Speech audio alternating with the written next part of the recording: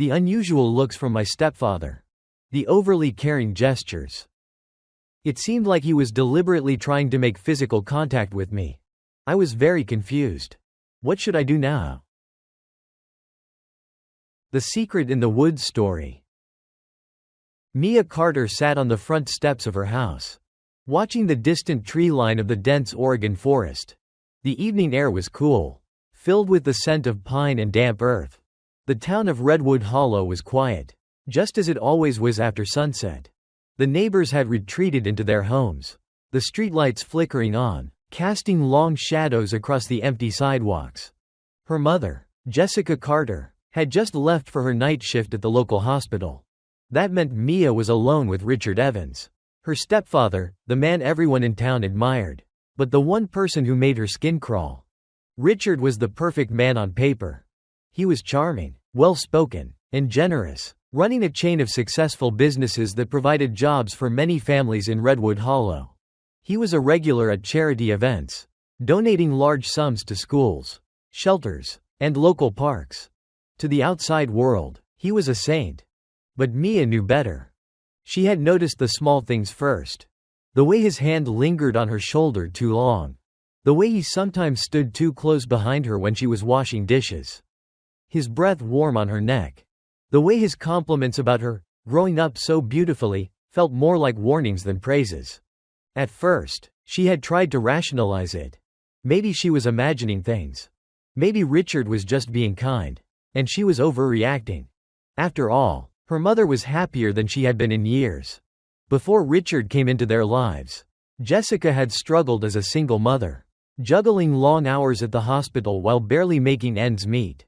Their old apartment had leaky ceilings, broken heaters, and eviction notices slipped under the door. Then, Richard arrived, a knight in shining armor. He offered them stability. A big house in the nice part of town. A life without financial worry. And for a while, Mia thought maybe, just maybe, things were finally getting better. Until the rules started. No locking your bedroom door. No talking to boys unless I say it's okay. No short skirts. You don't want to attract the wrong kind of attention. Jessica brushed off Mia's concerns, always defending Richard. He's just protective, sweetheart. He's looking out for you. You should be grateful, he saved us. So, Mia stayed silent. But the silence didn't make him stop. One evening, Richard entered Mia's room without knocking. She was sitting at her desk, pretending to study, when she heard the soft creak of the door behind her. "Hey, kiddo," he said, his voice smooth. "What are you working on?" Mia's grip tightened on her pen. "Just homework." He stepped closer, placing a hand on the back of her chair. The weight of his presence made her stomach churn. "You're so smart. So mature for your age," he murmured. A chill ran down her spine. She wanted to shrink, to disappear. But she forced herself to stay still, to act normal. Then, before she could react, Richard reached out and tucked a loose strand of hair behind her ear. His fingers brushed against her cheek too slowly. Mia's throat tightened. Just then, the sound of Buddy's bark shattered the moment. Their golden retriever had sensed something, just like she had. Richard pulled away, sighing. "We'll talk later," he said, walking out of the room as if nothing had happened. Mia didn't sleep that night.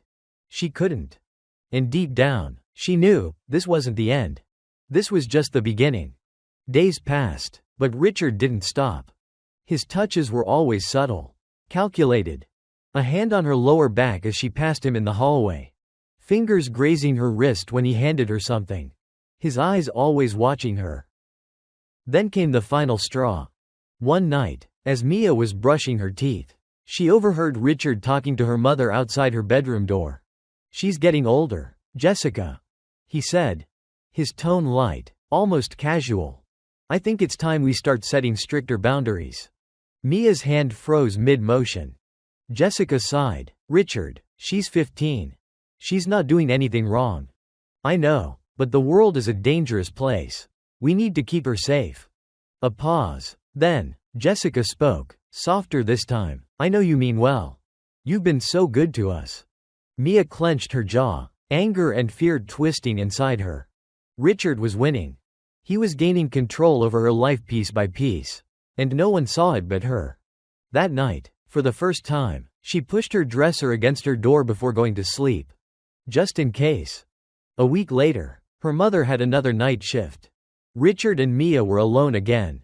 She stayed in her room, headphones on, pretending to do homework. She checked the time constantly, counting the hours until her mother would return. At 10:15 p.m., the door to her bedroom creaked open. Mia's blood turned to ice. Richard stood there, leaning against the doorframe, smiling. Still awake? Her heart pounded. Yeah, I was just. He stepped inside, closing the door behind him. Mia's breath hitched. She had to do something. I have to call my mom, she blurted out, grabbing her phone. Richard's hand shot out, gripping her wrist. Not tight, not violent, but firm. You don't need to do that, he said softly. Mia's skin crawled where he touched her. Then, Buddy barked, loud, sharp, urgent. Richard's expression flickered. Mia didn't hesitate. She ripped her arm away, shoved past him, and ran. Out the door, down the stairs, into the night. She didn't stop running until she reached the gas station near the highway. Panting, shaking, she fumbled for her phone and dialed her mother. Mom, she gasped, tears streaming down her face. Please come get me. Jessica arrived within minutes, her tires screeching against the pavement. The second Mia saw her mother, she ran into her arms. Jessica knelt down, gripping Mia's face. What happened? Are you hurt? Mia couldn't speak. Her throat felt raw, her body still trembling, but she managed to nod toward their house. Toward Richard. Jessica's eyes darkened. Get in the car, she said. They drove away, leaving Richard standing on the porch, watching them go. Mia knew one thing for certain. This wasn't over. Not yet. Mia clutched her knees to her chest in the passenger seat, her breath coming in short, uneven gasps.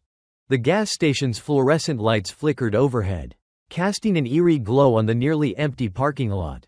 Jessica gripped the steering wheel so tightly her knuckles turned white, her lips pressed into a thin line.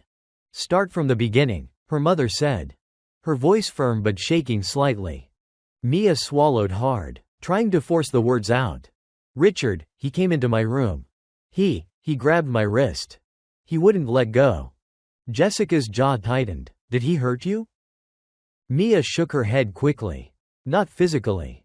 But, Mom, I know he was going to. She exhaled shakily. I had to get out. Her mother closed her eyes for a long moment. Mia could see the war waging inside her, the disbelief, the guilt, the anger. Then, finally, Jessica nodded. Okay, we're not going back. Relief flooded through Mia so fast it made her dizzy. But the fear still clung to her. Where are we going? She whispered. Jessica hesitated before turning onto the highway. Somewhere safe. Jessica didn't take them to a hotel or a friend's house. Instead, she drove toward the outskirts of town, where the forest grew thick and the roads became winding and narrow. The headlights barely cut through the darkness, the trees looming like silent sentinels. After nearly an hour of driving, she pulled off onto an old dirt road Mia had never seen before. The path led them deep into the woods until they reached a small, long-abandoned hunting cabin. Jessica killed the engine. We'll stay here for the night. Mia hesitated. The place looked run down, its wooden walls weathered from years of neglect. But as unsettling as it was better than going back. Inside, the air was thick with dust. But the furniture, though old, was still intact. Jessica pulled an old quilt from a trunk and draped it over Mia's shoulders before checking the locks on the doors and windows. Try to get some sleep, she murmured. We'll figure things out in the morning. Mia curled up on the worn-out couch, exhaustion pressing heavy on her. But sleep didn't come easy. Every rustle outside, every creak of the old wood made her heart jump. And then she noticed something strange. Against the far wall, barely visible in the dim light, was an old bookshelf. Unlike the rest of the cabin, it was spotless, no dust, no cobwebs. Someone had been here recently. Mia sat up slowly, her pulse quickening. They weren't the only ones using this place.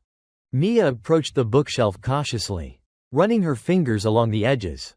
Her breath caught when she noticed scratch marks on the floorboards beneath it. It had been moved.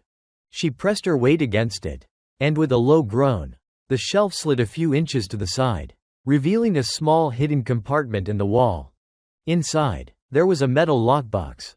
Her fingers trembled as she pried it open. What she found inside made her stomach drop. Photographs. Dozens of them. Each one was of a different girl. Some were Polaroids, some were old printed photos. Some of the girls looked happy, smiling in candid shots. Others looked terrified, their faces frozen in expressions of fear. Mia flipped through them quickly, her heart hammering. Some of these faces were familiar. Her fingers stopped on a single photo. A girl with long dark hair, about her age, staring directly into the camera. Her name was Hannah Reed. Mia recognized her immediately. She had gone missing last year. The town never found her. Mia's breath came in shallow gasps. She flipped over the photo, finding something scrawled on the back in messy handwriting. June 3, 2023. Last seen. Bile rose in her throat. She dug deeper into the lockbox, finding more than just photographs. There were driver's licenses, student IDs, and a list of names. Some of the names had dates next to them. Some were crossed out. Then, at the very bottom of the pile, she found a sheet of paper with her own name on it. Mia Carter. And next to it, tomorrow's date. Mia's hand started shaking uncontrollably. She was next. A sudden noise outside made her freeze. Footsteps. Slow, deliberate. Mia's entire body locked up in fear. Someone was out there. And whoever they were, they knew exactly where to find her. Mia held her breath, her pulse hammering in her ears. The footsteps outside the cabin were slow and deliberate, crunching against the dead leaves. Whoever was out there wasn't in a hurry. They knew she was inside. The doorknob rattled. Mia scrambled backward, clutching the lockbox to her chest. The photos, the names, this was proof. Proof that Richard wasn't just dangerous to her, but to all the girls whose faces stared back at her from those photographs. The door didn't open. Instead, a voice called out from the other side. Mia, I know you're in there. Her blood turned to ice. It was Richard. How did he find them so quickly? Had he followed them from the gas station? Had someone tipped him off? Mia's fingers dug into the old wooden floor. She scanned the cabin, searching for an escape. The only way out was the window. Outside, Richard sighed. His voice remained eerily calm.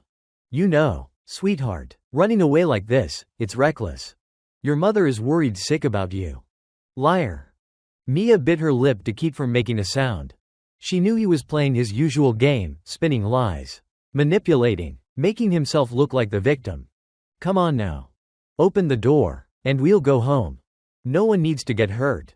Like hell. Mia sprang into action, shoving the photos and documents into her hoodie pocket. Then, as quietly as possible, she moved toward the window, pushing it open just enough to slip through. The wood creaked. She froze. Richard stopped talking. For a long, agonizing second, there was only silence. Then, a loud bang. The door burst open. Mia threw herself through the window, hitting the ground hard. Pain shot up her elbows and knees. But she didn't stop. She ran. Into the trees, into the darkness. Branches whipped against her face as she pushed forward. Behind her, she could hear Richard crashing through the undergrowth. Mia, his voice rang out, sharper now. No more fake kindness. No more pretending. Mia's lungs burned as she ran blindly through the woods. She didn't know where she was going, she just had to get away. Up ahead, she spotted something, a narrow dirt path cutting through the trees. A road. If she could just make it there. Her foot snagged on a root. She went down hard, her chin slamming against the cold earth. The impact left her dizzy, pain blooming through her jaw. A twig snapped behind her. He was close. Mia struggled to her feet, her vision swimming. She stumbled onto the road, looking frantically in both directions. Then, headlights. A car was coming. Mia ran into the middle of the road, waving her arms. The vehicle skidded to a stop, tires screeching, The driver's door flew open, and a figure stepped out. It was Deputy Harper. "Mia?" Harper's voice was sharp with alarm. Mia sprinted to her, gasping, "Richard, he's coming. He's right behind me." Harper's expression hardened instantly. She drew her gun, turning toward the forest just as Richard emerged from the trees. For the first time, he didn't look calm, he looked furious. But the second his eyes landed on Harper, his face changed. Like flipping a switch, he smoothed his expression into one of pure concern. "Deputy," he said, breathless, "thank God, I was just looking for Mia." "Stay where you are." Harper's voice was ice cold. She wasn't buying it. Richard raised his hands slowly. "Look, there's been a misunderstanding. Mia ran off earlier, and her mother and I have been worried sick." Harper didn't lower her weapon, but she hesitated. Mia's stomach twisted. Richard was good at this. At manipulating. At making people doubt. "Please," Richard continued, his voice softening. "She's confused. She's been struggling with a lot lately. You understand, don't you?" Harper's gaze flickered toward Mia. "Don't believe him. Please, don't believe him." Mia reached into her hoodie pocket and yanked out the photos. "No, he's lying," she cried. Look at these." Harper took the crumpled pictures, flipping through them. As she reached the last one, the list of names, her face paled. Then she turned back to Richard and pulled out her handcuffs. "Richard Evans, you're under arrest." Mia let out a shaky breath. But even as Harper cuffed him, even as Richard was pushed into the back of the patrol car, Mia knew it wasn't over. Because Richard wasn't just a predator. He was powerful, he had connections. And people like him didn't go down without a fight. Mia sat in the back of Deputy Harper's patrol car, her hands clenched tightly in her lap. The rhythmic hum of the engine did little to calm her nerves. She kept her eyes locked on the rearview mirror, watching as Richard sat cuffed in the back of the second police vehicle behind them. Even now, even in handcuffs, he looked composed. Not panicked, not angry, just watching. Like he knew something she didn't. Mia shivered and turned away, pressing her forehead against the cool window. The images from the lockbox flashed in her mind, the girls. The names, the dates. He's done this before. And she had no doubt that if she hadn't run tonight, she would have been next. Harper's voice broke through her thoughts. "We'll take you to the station first. Your mother is already on her way." Mia nodded numbly. "Mia," Harper continued, glancing at her through the mirror, "I believe you. But you need to be prepared for what's coming next." Mia finally turned to look at her. "What do you mean?" Harper sighed, gripping the wheel tighter. "Richard isn't just some random creep. He's powerful. He has money, connections. People in this town trust him. That means," she hesitated, "not everyone is going to believe you." Mia's stomach twisted. She had seen it happen before, how easily Richard manipulated people. She swallowed hard. "But you saw the pictures. The files." "I did, and that's why I arrested him. But you and I both know that a man like Richard isn't going down without a fight." Mia didn't respond. She just stared out into the night, knowing Harper was right. This wasn't over yet. By the time they arrived at the Redwood Hollow Police Department, Jessica was already there. The moment Mia stepped inside, her mother rushed to her, wrapping her in a tight hug. "Oh, sweetheart, are you okay?" Jessica whispered, her voice shaking. Mia wanted to cry, to collapse into her mother's arms and finally feel safe. But then, over Jessica's shoulder, she saw Sheriff Lawson standing across the room. And next to him, Richard's lawyer. The relief inside her shriveled into ice. Jessica pulled back, brushing Mia's hair out of her face. "Baby, they told me Richard was arrested. What happened?" Mia inhaled sharply. "Mom, he's not who you think he is." Before she could say more, Sheriff Lawson stepped forward. "Jessica." "Mia." His voice was calm, too calm. "Let's have a conversation in my office." Mia hesitated, but Harper gave her a small nod. "I'm with you." So she followed. Inside the sheriff's office, the tension was suffocating. Mia and Jessica sat on one side of the desk, while Sheriff Lawson, Harper, and Richard's lawyer, Thomas Blackwell, sat on the other. Blackwell was a sleek-looking man in a crisp suit. exuding confidence as he adjusted his cuffs. "This is all a misunderstanding," he started smoothly. "My client, Richard Evans, has been nothing but a devoted husband and stepfather. Mia is simply confused." Mia's blood boiled. "I'm not confused," she snapped. "I found proof, pictures, files, a list of names." "And where are these so-called files now?" Blackwell interrupted, his expression unreadable. Mia turned to Harper, who reached into her folder and pulled out the photographs from the lockbox. She laid them on the desk. The room went silent. Jessica's face paled as she scanned the images, her fingers trembling. "Oh my God." Sheriff Lawson, however, barely reacted. He didn't even look surprised. Then, in a move that made Mia's stomach drop, he leaned back in his chair and sighed. "Harper," he said slowly, "where exactly did you retrieve these?" Harper frowned. "From the cabin Mia led me to. These were hidden in a compartment behind a bookshelf." Lawson tapped his fingers against the desk, his face unreadable. "And you didn't find any fingerprints linking Richard to these?" Harper stiffened. "Not yet, but we. Then this evidence is circumstantial at best." Mia's heart plummeted. "What?" she choked out. But it was his cabin. His files. A cabin that has been abandoned for years." Blackwell cut in. "There's no proof these belong to my client. For all we know, someone else placed them there." Mia's head spun. No. This wasn't happening." Jessica looked between them, clearly struggling. "Sheriff, are you sane?" Lawson exhaled, his voice heavy with false sympathy. "Jessica, I know this is a lot to take in. And I don't doubt that Mia believes she's telling the truth." Mia stiffened. "Believes?" Lawson continued. "But we need real, indisputable evidence to hold a man like Richard. And right now, we don't have that." Mia's hands curled into fists. "So what?" she whispered. "You're going to let him go?" Lawson looked at her, expression unreadable. Then he said the words that made Mia's blood turn cold. "We're considering releasing him on bail." Mia shot up from her chair. "You can't do this." "Mia," Harper started, but Mia wasn't listening. She turned on her mother. "Mom, please, don't let them do this." Jessica looked at her, torn. She wanted to believe Mia. But this was Richard. The man who had saved them. The man who had been good to them. Before she could speak, Richard's lawyer stood, adjusting his tie. "Mia," he said smoothly, "I suggest you be very careful about making false accusations. You wouldn't want to ruin an innocent man's life, would you?" Mia felt like she was drowning.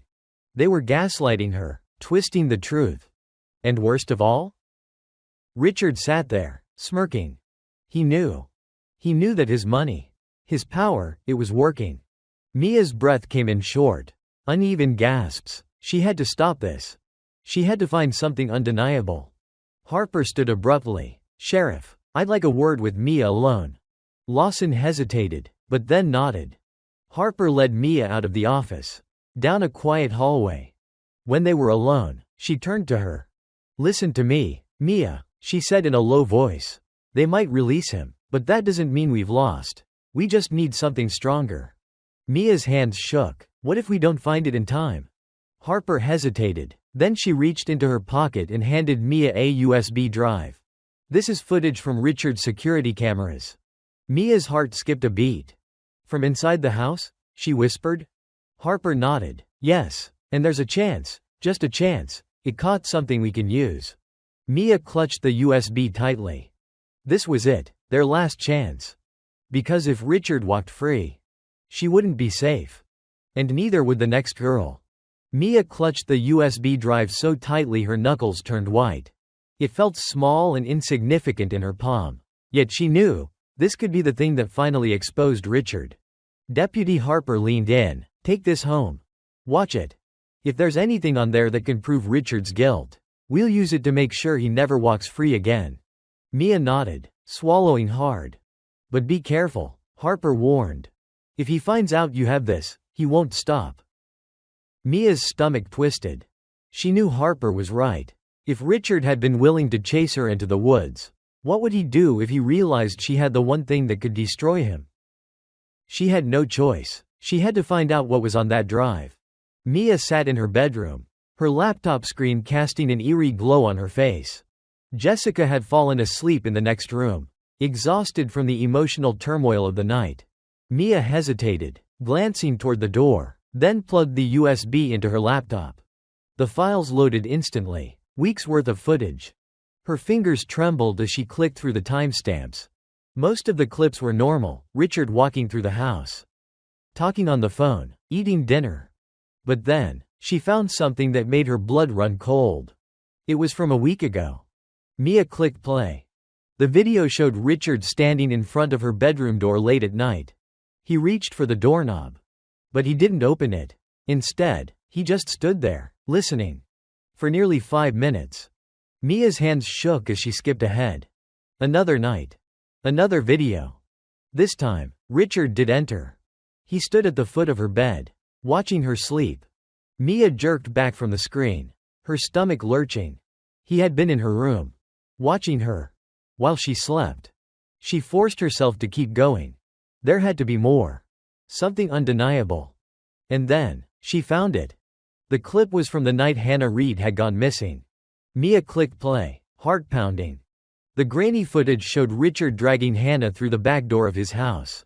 She was struggling, kicking, but he was too strong. He shoved her into a car, slamming the trunk shut. Mia's breath came in sharp, uneven gasps. This was it. This was proof. And then, the screen went black. The file vanished. Mia froze. What the hell just happened? A cold, horrible realization settled in. Someone was remotely deleting the footage. And there was only one person who could be doing it. Richard. A slow creak sounded from the hallway. Mia's pulse spiked. She wasn't alone. The door to her bedroom swung open. Richard stood in the doorway. His face was calm, too calm. "Mia," he said, his voice smooth, almost amused. "It's late. You should be sleeping." Mia's heartbeat pounded in her ears. She subtly reached for the laptop. But Richard took a step forward. "I saw what you were watching," he said, his gaze darkening. "You shouldn't have done that." Mia forced herself to stay still. The police already have copies. It was a lie, but if she could make him doubt, just for a second, she might be able to stall. Richard tilted his head, considering her. Then, in a flash, he lunged forward. Mia bolted. She darted around the bed, knocking over a lamp, sending it crashing to the floor. Richard reached for her, but she slipped past him, sprinting down the hallway. Jessica's door was still closed. She didn't know what was happening. Mia ran for the front door. Richard grabbed her wrist. "You're not going anywhere," he hissed. Mia swung her elbow back, slamming it into his ribs. He grunted in pain, loosening his grip just enough for her to break free. She yanked the door open and ran. Into the night. The cold air hit her like a slap. But she didn't stop. She tore across the yard, barefoot, gravel biting into her feet. Behind her, she heard Richard's footsteps pounding against the pavement. She couldn't let him catch her. Not this time. Up ahead, headlights flashed as a car turned onto the street. Mia threw herself into the road, waving frantically. The car screeched to a stop. The driver's door flew open. "Deputy Harper." "Mia." Harper sprinted toward her. Mia collapsed into her arms, gasping. He was in my room. He tried to." A door slammed. Harper turned, hand flying to her gun. Richard stood on the porch, breathing hard. But once again, his face was blank, calculated.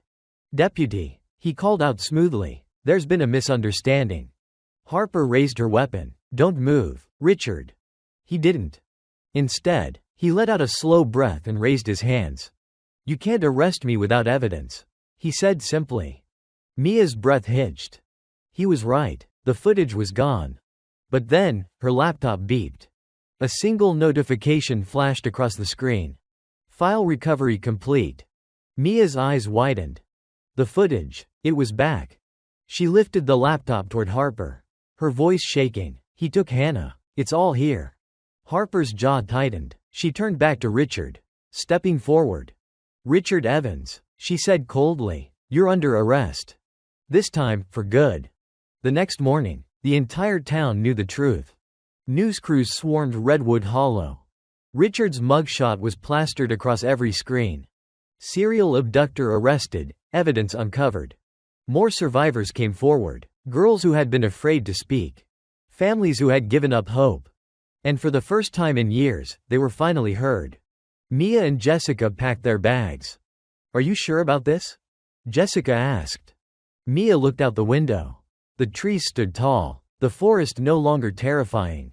She turned to her mother and smiled. "Yeah, it's time to go."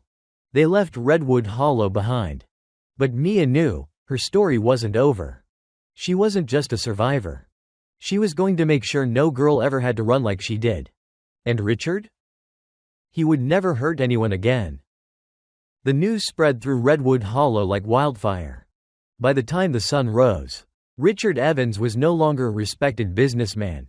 He was a monster exposed for who he truly was. Mia sat in Harper's office, staring at the muted television screen. Richard's mugshot filled the screen, alongside footage of officers escorting him out of the police station in handcuffs. The headline at the bottom of the screen read, "Local businessman arrested in connection to multiple missing girls." Mia's stomach twisted as she read the words. It was over. He couldn't hurt her anymore. But then why did she still feel like she couldn't breathe? Jessica sat beside Mia, gripping her hand tightly. She hadn't said much since last night. After seeing the recovered footage, after watching Richard get arrested right in front of their house, it was like something inside her had broken. Mia couldn't blame her.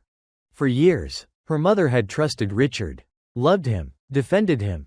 Now, she had to face the truth. She had let a monster into their home. "Mom?" Mia whispered. Jessica turned to her, eyes rimmed red. "I'm so sorry," she choked out. "I should have listened to you. I should have." Mia squeezed her hand. "You believe me now. That's what matters."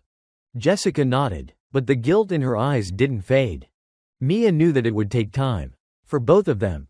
Later that afternoon, Deputy Harper drove Mia and Jessica back home. But home didn't feel the same. The house was still, empty, haunted. Mia hesitated at the doorstep. She could still feel Richard's presence lingering. "You don't have to stay here," Harper said gently. Jessica inhaled sharply, then nodded. "We won't." That night, they packed their bags. They didn't have a destination, but anywhere was better than here. Before leaving town, Mia and Harper made one last stop, the police station. There, waiting in one of the interview rooms, was a woman Mia had never met. She looked older, maybe in her mid-20s, with tired eyes and a nervous expression.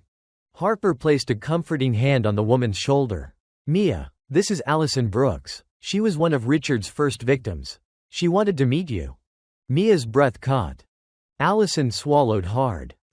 I saw the news this morning," she said, "and I realized I couldn't stay quiet anymore."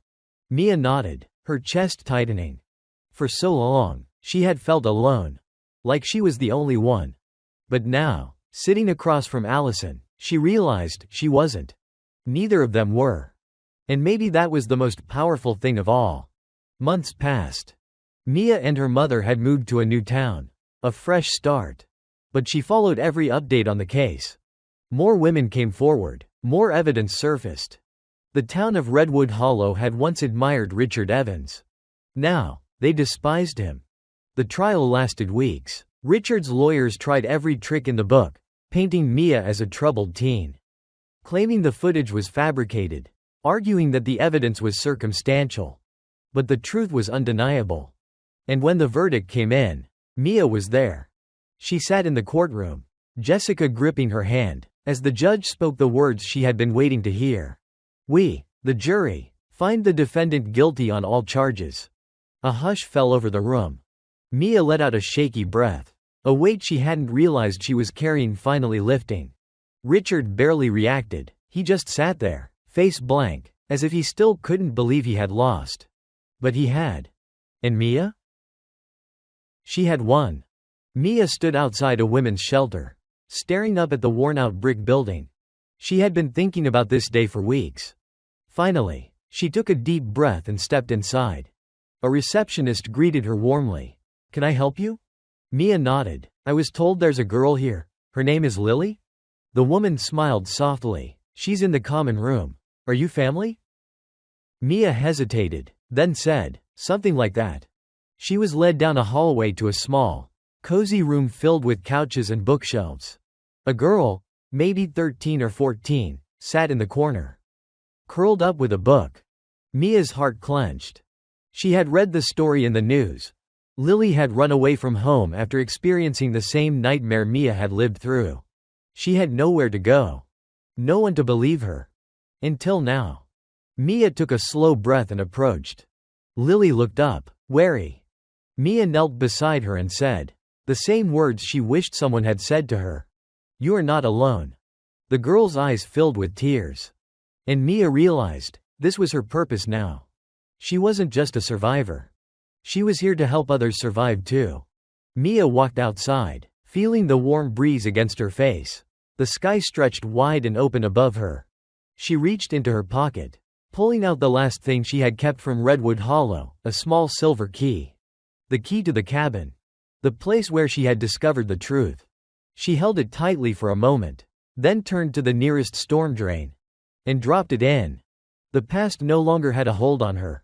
She was free. And for the first time in a long, long time, she was ready for the future.